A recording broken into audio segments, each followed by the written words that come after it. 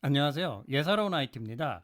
마이크로소프트가 최근 새로 갱신된 차세대 윈도우 11 공식 지원 대상이 될 인텔과 AMD CPU 지원 리스트를 발표했다고 합니다. 마이크로소프트에서 발표된 내용은 몇몇 인텔 7세대 CPU를 윈도우 11 지원에 추가했고, 안타깝게도 라이젠 1세대 CPU는 포함되지 않는다는 내용인데요. 마이크로소프트가 인텔과 지원 여부 결정 과정에서 다음과 같은 인텔 7세대 CPU를 지원 목록에 추가했다고 합니다. 눈치 빠른 분이면 대부분 CPU가 7세대 모바일 노트북용과 7세대 하이엔드 데스크탑 CPU라는 것을 알 수 있을 것입니다. 또한 마이크로소프트가 특정 지원 WCPU를 추가할 것으로 예상한다는데, 현재로서는 아직 확정된 것은 없다고 합니다. 근데 왜 이러한 CPU에서 i7-7820HQ가 독특하게 하나 끼어 있는 이유는 바로 마이크로소프트 서피스2에 탑재되어 있다는 게 이유가 될 수 있다고 하네요. AMD로 넘어와 보면 마이크로소프트와 1세대 라이젠 CPU들을 평가한 이후 더 이상 윈도우 11 지원 리스트에 추가하지 않을 것이라고 합니다. 이 말은 1세대 라이젠 CPU와 하이엔드 데스크탑에서 사용되는 스레드리퍼 CPU들은 공식적으로 지원되지 않을 것이라고 하며, 인텔 7세대보다 나중에 나왔음에도 불구하고 뭔가 찝찝한 내용이라고 할 수 있겠습니다. 하지만 항상 그렇듯이 공식적으로 윈도우 11과 호환되지 않을 경우 오래된 CPU를 사용하는 대다수의 PC라고는 해도,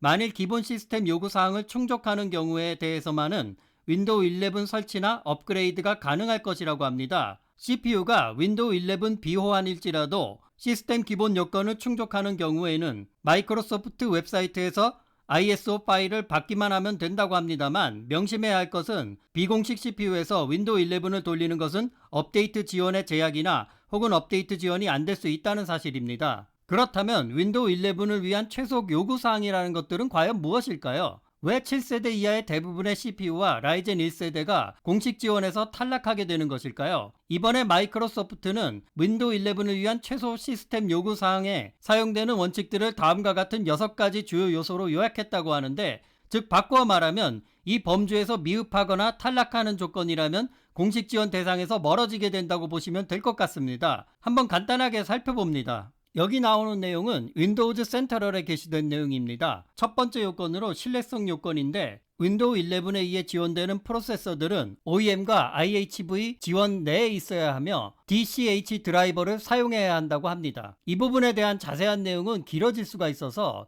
DCH 드라이버에 관련된 내용은 한번 찾아보시길 바라겠습니다. 두 번째 보안 요건에서는 마이크로소프트의 위협 인텔리전스 및 주요 전문가들이 제공하는 8조 2천억 개 이상의 신호는 윈도우즈 11에서 소프트웨어만으로 해결할 수 없는 증가하는 위협을 대응하는 기준선을 설계할 수 있었다고 하는데, 그런데 이게 왜 인텔 7세대와 라이젠 1세대 이하의 CPU에서 안 되는 구체적인 이유를 잘 모르겠지만, 윈도우 11은 엄청나게 보안 요소가 강화되어 있다는 것을 알 수 있다고 보이는 내용입니다. 세 번째로 TPM 모듈, 트러스티드 플랫폼 모듈이라고 하는데, 윈도우 11이 패스워드 없는 진정한 OS가 되기 위한 요건으로 피싱이나 다른 패스워드 관련 공격들을 대처한다라고 합니다. 네 번째로 시큐어 부트는 부팅 시 각 업체에서 정식으로 배포되고 사인된 코드로만 부팅을 하여 클린 OS 부팅을 지원한다는 내용입니다.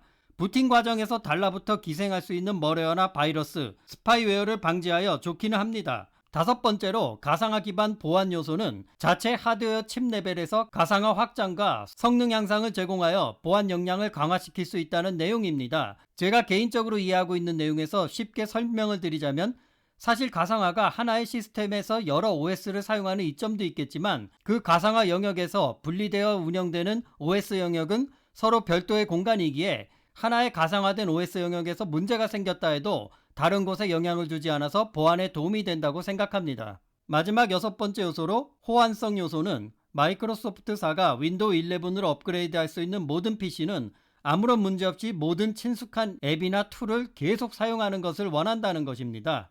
자, 이제 모든 사항을 개인적으로 종합해보면 마이크로소프트는 다음과 같은 것을 원하는 것 같습니다. 한마디로 관리하기 어려운 여러 개의 소프트웨어들과 장치 드라이버를 공식 업체에서나 마이크로소프트에서 제공하는 것만을 사용하여 추가적인 윈도우 업데이트 적용 및 각종 소프트웨어 사용 시 시스템이 정지하거나 비정상적인 동작 등의 커다란 이슈 없이 전 세계적으로 상당한 수준의 견고한 시스템을 구축하려는 것으로 보입니다. 즉, 앞으로 윈도우 시스템에 이것저것 마음대로 해볼 수 있었던 유저에게 오픈된 어떤 부분들이 제약을 받을 것으로 예상됩니다.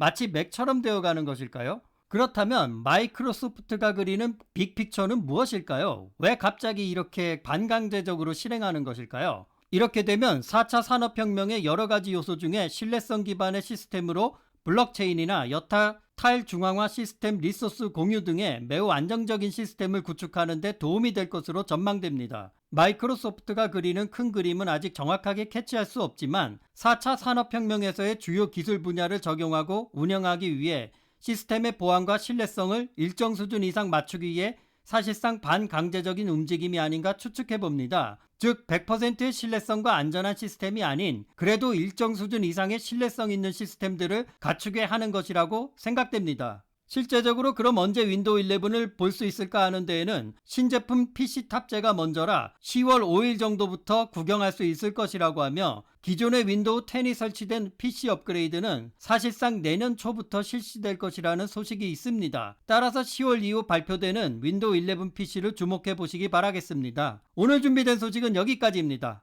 감사합니다.